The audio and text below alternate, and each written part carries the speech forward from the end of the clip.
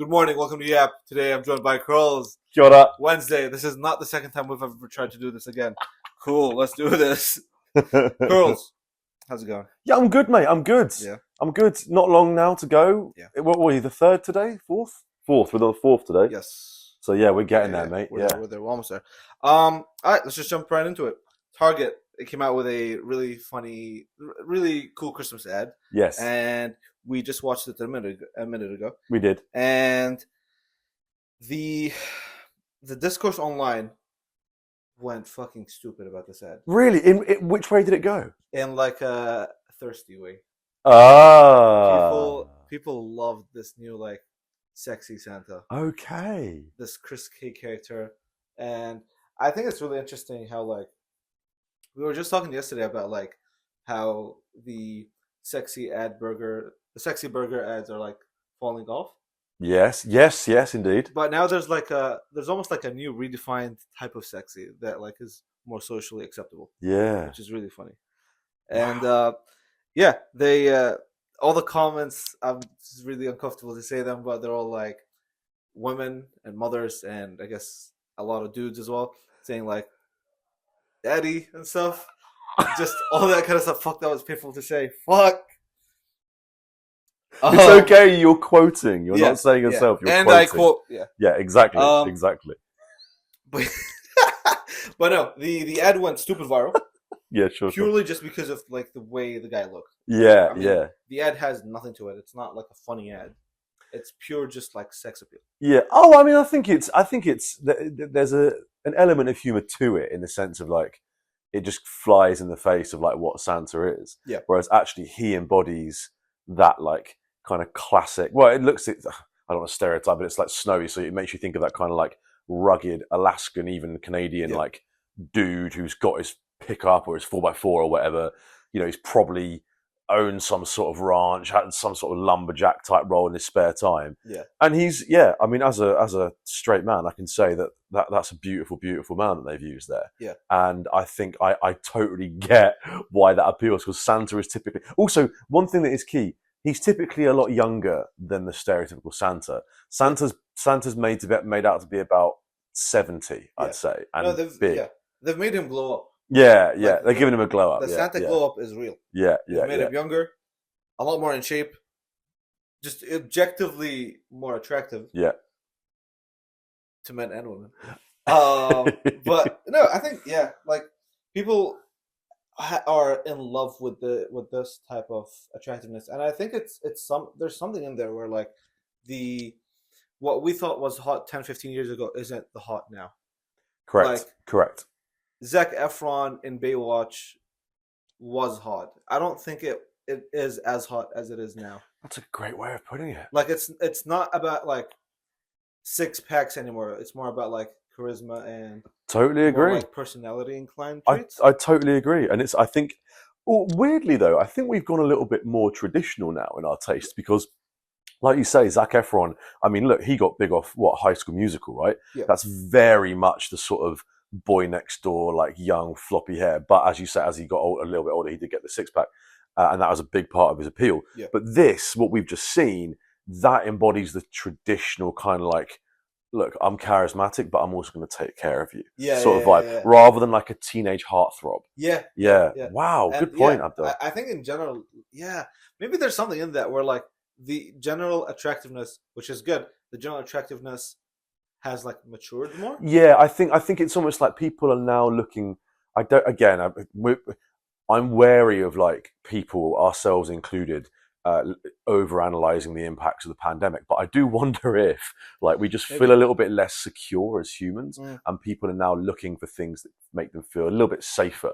Rather than someone to fawn over and someone to be like, oh my God, look at these like boy next door kind of vibes. I think they want to be held. Do you know what I mean? I think that's what people want. They want to be comforted. I think so. But and just very, very quickly, another interesting note is that the video you showed me a couple of days ago, which I absolutely loved, which was the reindeer, which was the Norwegian ad. Yeah. I think it's super, super interesting when you humanize these figures, because let's not forget, growing up or like throughout people's lives, when you've seen Santa, it's almost always like a cartoon version Yeah. right? Or at least like you think of the Coca-Cola ads, for example, or you think of like a Santa's grotto. It's like some bloke dressed up. It's never just like a bloke with a beard. Like it's, well, It's do you know like what I a mean? caricature It's almost. exactly the word I'm looking for. It's a caricature. So to see it embodied in like a regular, well, slightly above regular looking guy, shall we say? Yeah, it's super interesting. Yeah, I think that like that whole this is such a niche thing, but I think there's such a gap in the market for that. Is like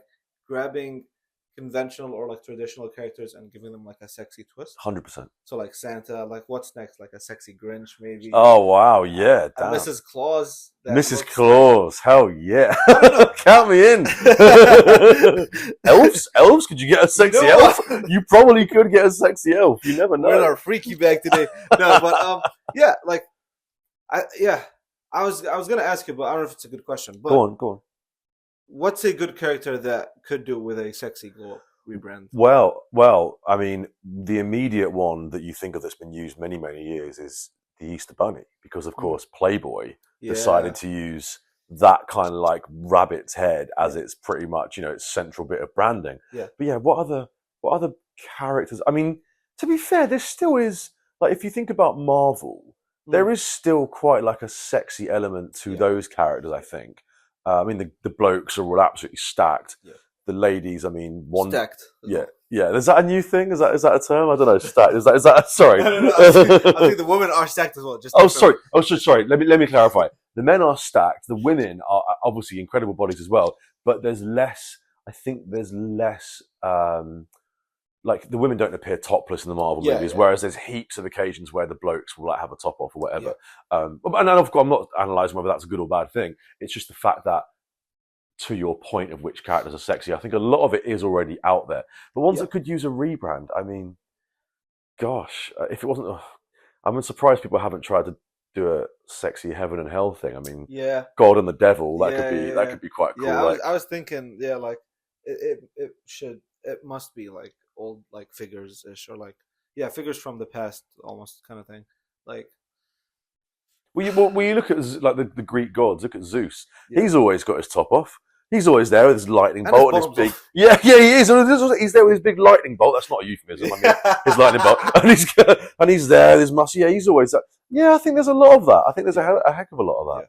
And I think just the shift in quote unquote sexiness is really interesting. That like, I feel like this type of character, or the character that was Sexy Santa, is a lot more not easier to cast and more realistic than like fucking shredded 20-year-old Zac Efron. Yeah. And 18-year-old Justin Bieber. Yeah, you're so right. So right. Yeah, I'm glad we've all grown up out of that phase a little bit. Well, I think also, above all, one thing that we're missing here is that it's also more realistic. Yeah. Do you know what I mean? Like, I remember growing up and, I'd look at the cover of Men's Health and I would look at people like Zac Efron or whoever was, Channing Tatum or whoever it was that girls liked at that point. And I was like, right, I've got to be that guy. I've got to be absolutely shredded. Yeah. Whereas now, like we've just been saying, it's actually just the realistic thing of like, no, you just want to be a strong, charismatic kind of like leadership figure. Yeah. That's what people want. And I think that there's like a general, this is really interesting. I think there's a general like fatigue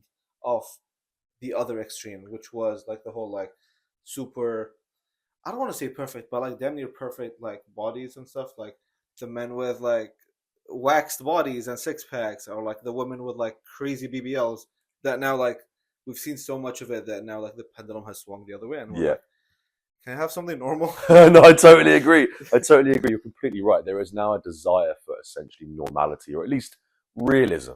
Yeah, and I think it is a good thing, definitely. Yeah. So if you want your brand to blow up, have sexy actors. That's it. That's the takeaway. Tick, sex sells. All right, next up. Do you remember a thing called NFTs? I remember them very well, yeah. Okay. This is really interesting because I want to ask, as an influencer at the time where like crypto was like the biggest thing in the world, how were you offered like NFT deals, crypto deals? Oh, I've been offered so many things. And I actually, I think I might have mentioned this on the podcast before, but I recently, about a year ago, I did some work for this. Let me say now, I was not promoting it. I was purely working in an office role, nothing to do with influencer stuff at all. I worked in an office for a casino Yeah. that largely dealt in, it was a regular casino, but they also accepted a lot of cryptocurrency. And the two chaps that I worked with were major like crypto dudes. Yeah. And they were 24 and 25 Kiwis. Yeah. And the reason why I know about this stuff is because they had NFTs, right, when that was a big thing.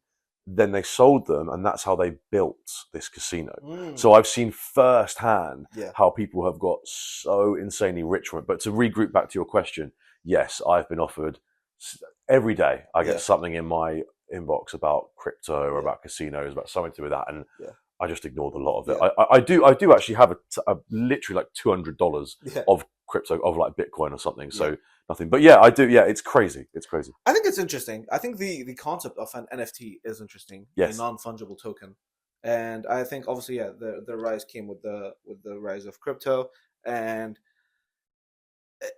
in theory the writing, in theory, it is a good idea. Yes. But then when you just mask it to just fucking JPEGs, I think that's where everybody lost everybody. Like the biggest, I mean, I don't know if you know some of the biggest ones, but like CryptoPunks were like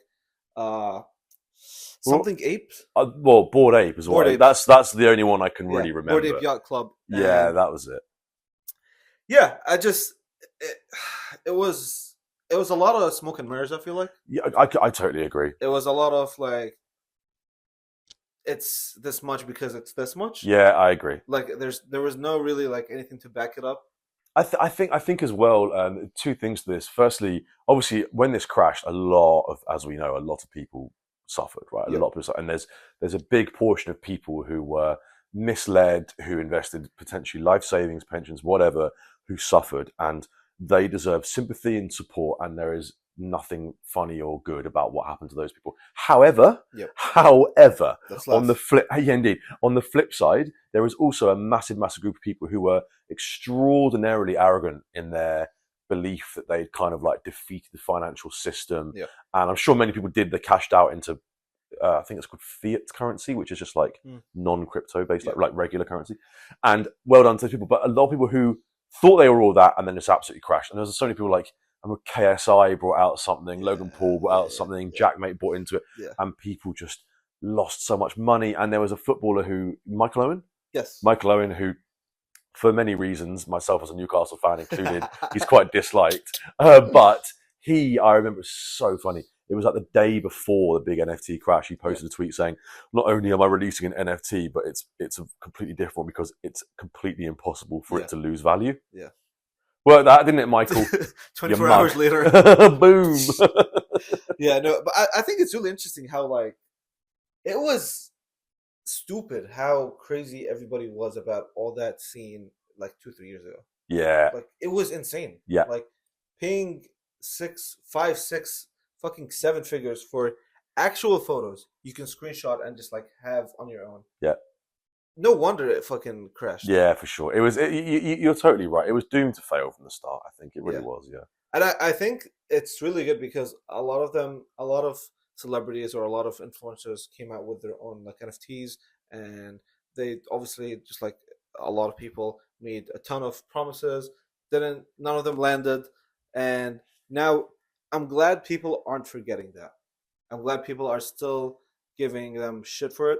I'm glad people are still like, no, you should need to take accountability for that. You can't just like garner $2-3 million off your fans and just like run away with it and act like nothing happened. I totally agree. Beautifully put. I think there's a whole discussion to be had around what the ethics of being an influencer, and there's certain things I won't promote. I get sent a lot of gambling things. A lot. I've never posted. Some people do, and that's when huge creators do it, and that's totally fair enough. That's your. I don't make no judgment on anyone else's choices, but for me, I know that a lot of the communities that have lifted me up to where I am, who I owe everything to, have certain problems. Those communities suffer greatly with gambling addiction more than other communities. So I feel like it would be such a big slap in the face to do that. Does that mean I'm completely ruling out any kind of, content with TAB or which is government funded? No, I'm not ruling anything out. But my point is, getting paid a quick buck to promote these, casinos which cripple people's lives. No, it's not for me. It's not for me. Yeah, and I think I don't know if they will make a comeback. Maybe they will now with crypto being back up. I haven't seen too much stuff about NFTs No, with this new rise of crypto. yeah, I mean, like I say, that casino that I did a bit of work for, Yeah. they do have in an office role. Let me state, not an influencer role, not promote. They do still have NFTs on their website, and they Yep. do still offer it. There's something like if you join like our something VIP, whatever, you get an NFT. So I think they are still there as a representation of what you can Yeah. hold. But I agree with you. I haven't seen anything about them resurging at all. Yeah. I think like FOMO is a drug, you know. 100%, FOMO is a drug. 100%. Like genuinely, if you look at it at face value, we were really not we, just like in general, like wider population, we were really buying, selling, trading pictures of cartoon monkeys. Yeah. And like geeking out over them. Yeah. And people really made those NFTs their profile photos and like flexing it, like I did it. I can't lie, I did that for a bit, but I was just posing. I didn't actually have the NFT. I just like You just shot up an NFT for crypto punk. I just put it. I love it. Yeah, guys, I'm part of the community. But I weirdly, I kind of respect that more. I don't know why. I don't know why, because yes, you're bullshitting, but like, Yeah. you're bullshitting other people, but you're not bullshitting yourself. Yeah. Whereas they are bullshitting Yeah. other people and themselves. I'm in on it. Yeah. They're not. So, yeah. Yeah.